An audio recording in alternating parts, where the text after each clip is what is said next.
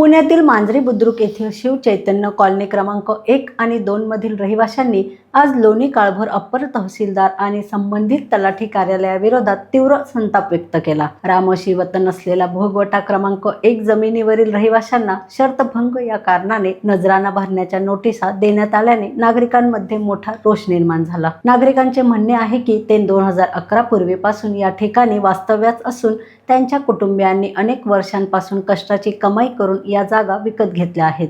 शासन 2011 पूर्वीच्या काही प्रकरणांमध्ये घरे नियमित करण्याची भूमिका मांडत असताना आमच्यावर मात्र जमीन सरकार जमा करण्याच्या आणि मोठ्या रकमेच्या नजराना भरण्याच्या नोटिसा का काढल्या जात आहेत, असा सवाल त्यांनी उपस्थित केला।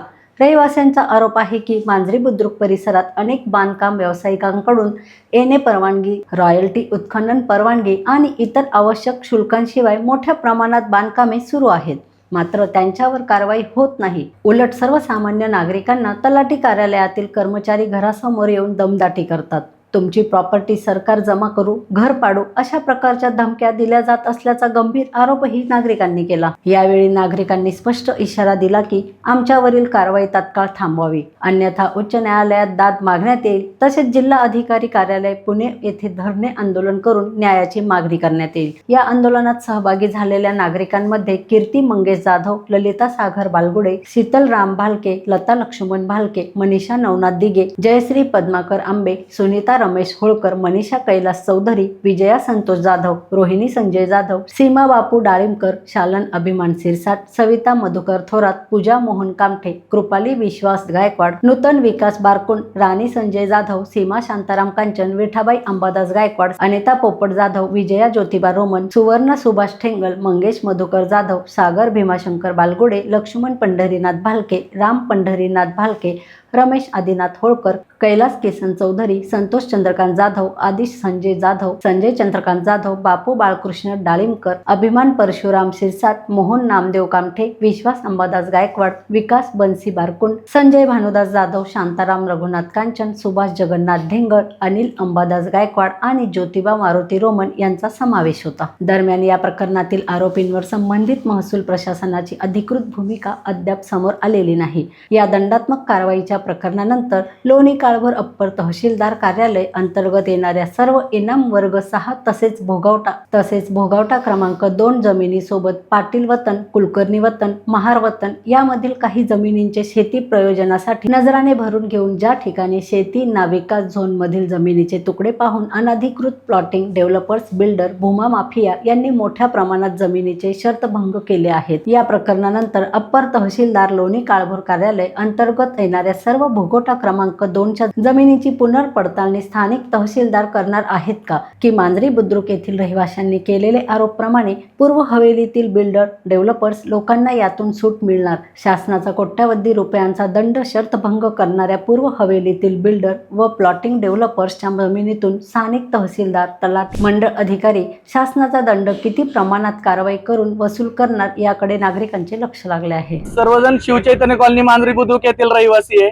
शिवचैतन्य कॉलनी लेन नंबर 1 आणि लेन नंबर 2 मधली आम्ही 35 ते 40 कुटुंब आज इथं तलाठी मांजरी बुद्रुक, त्यानंतर सर्कल आणि लोणी काळभोर तहसीलदार यांचा निषेध करण्यासाठी आलेलो आहोत। गेले 20 ते 25 वर्षापूर्वी आम्ही सर्वजणांनी जागा खरेदी केलेल्या आहेत। अतिशय गरीब कुटुंब आहेत ही। सर्वजणांनी आयुष्यभराची कमाई लावून आम्ही जागा खरेदी केल्या। त्या जागा खरेदी केल्यानंतर आज 20 ते 25 वर्षांनंतर तहसीलदार, तलाठी मॅडम ह्या सर्वांना जाग आली की या सर्व जागा शर्तभंग या प्रकरणातल्या आहेत।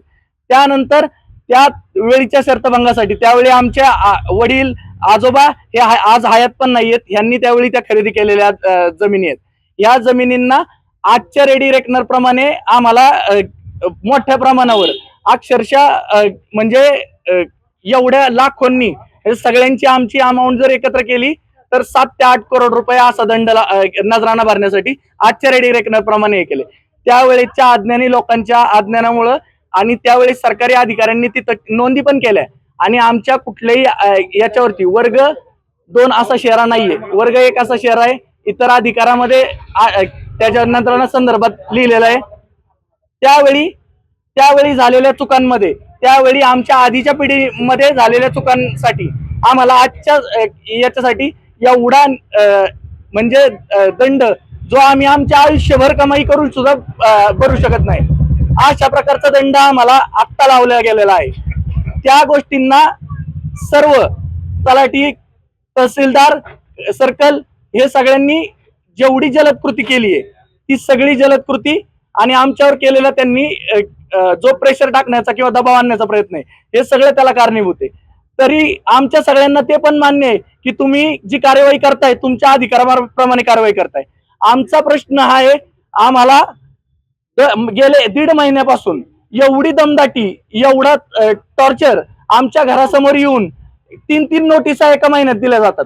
मग आपल्या प्रभागामध्ये एवढ्या प्रकारची अनधिकृत बांधकाम आहे, त्यांनी कसलीही चलनं भरली नाहीत.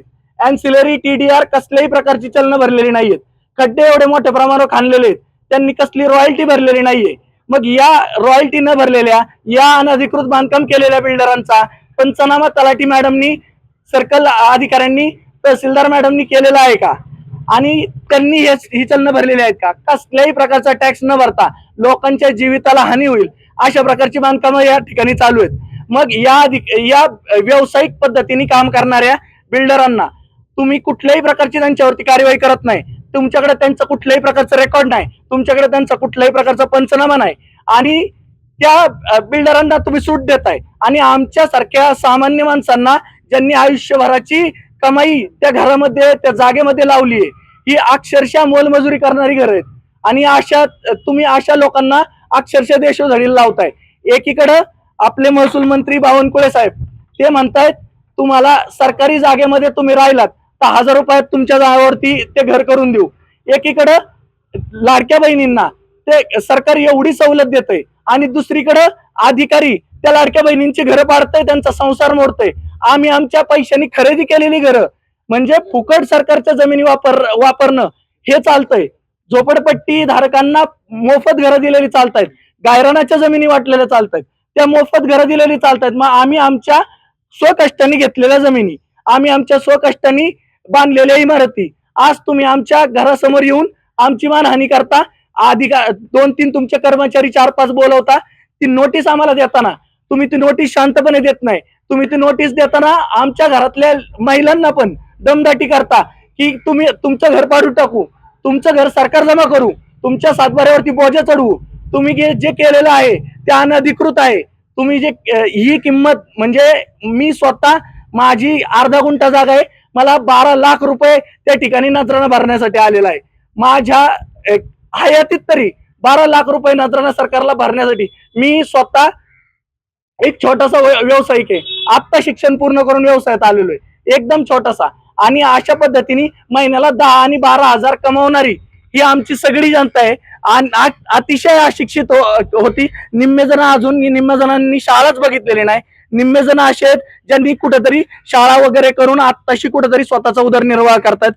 अशा पद्धतीने काम करणाऱ्या ह्या जनतेला, अशा पद्धतीने काम करणाऱ्या आमच्या रहिवाशांना तुम्ही येऊन त्रास देताय. आणि एवढे गलगंड पैसे कमावणारे, एवढ्या अनधिकृत काम करणाऱ्या बिल्डरांना तुम्ही अशीच सूट देताय. मग बिल्डरांच्या बाबतीत जर तुम्ही एवढी जलद कृती करता की महिन्याभरात आम्हाला 3 नोटिसा देताय, ते पण आमच्या घरासमोर येऊन दमदाटी करून, मग तुम्ही या बिल्डरांच्या NA चलनांचा, त्यांनी केलेल्या खोदलेल्या खड्ड्यांच्या रॉयल्टीचा, त्यांनी भरलेल्या टॅक्सचा कुठला पंचनामा केलाय का? तुम्ही त्यांना कसल्या संदर्भातल्या नोटिसा काढल्यात का? आणि जर नसेल काढल्या तर तुमची ही दुटप्पी भूमिका आमच्या सारख्या सामान्य माणसांच्या बाबतीत का?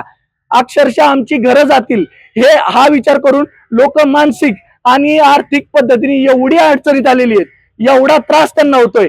बरीच जण यांच्यातले आहेत आमचे चौधरी साहेब म्हणून वृद्ध आहेत, अक्षरशः हृदयविकाराचा परत त्रास व्हायला लागलाय, त्यांची एंजिओप्लास्टी झालेली. अशा पद्धतीने खूप वृद्ध महिला या ठिकाणी आहेत. त्याच्यानंतर आमच्या घरातल्या स्वतःच्या महिला आहेत, आम्ही स्वतः, या सगळ्या म्हणजे तुम्ही या ठिकाणी बघा, इथं कुणी कसल्याही बाबतीत स्वतःचं घर वाचवणं एवढीच तळमळ आहे. या तळमळीसाठी आलोय. आणि तुम्ही जर बिल्डरांना अशा पद्धतीची सवलत देताय, तुम्ही त्यांच्यावर कार्यवाही करत नाही, मग आमच्यासारख्या सामान्य माणसांसाठी ही कायदा वेगळा का? तुम्ही आमच्यासाठी ही दुतर्फी भूमिका का घेता? आणि तुम्ही आमचं निवेदन स्वीकारण्यासाठी तलाठी मॅडमनी बाहेर यावं आणि आमचं निवेदन स्वीकारावं, कारण आम्ही तलाठी कार्यालयाची पायरी चढणार नाही. तर आम्ही सर्वजण जिल्हाधिकार्यालय पुणे शहर या ठिकाणी जाऊन हे आंदोलन अधिक तीव्र करणार आहोत आणि या अधिकाऱ्यांनी आमच्या बाबतीत ही दुतर्फी भूमिका अशीच चालू ठेवली तर आम्ही सर्वजण माननीय उच्च न्यायालयाकडे या अधिकाऱ्यांच्या विरोधात दाद मागणार आहोत.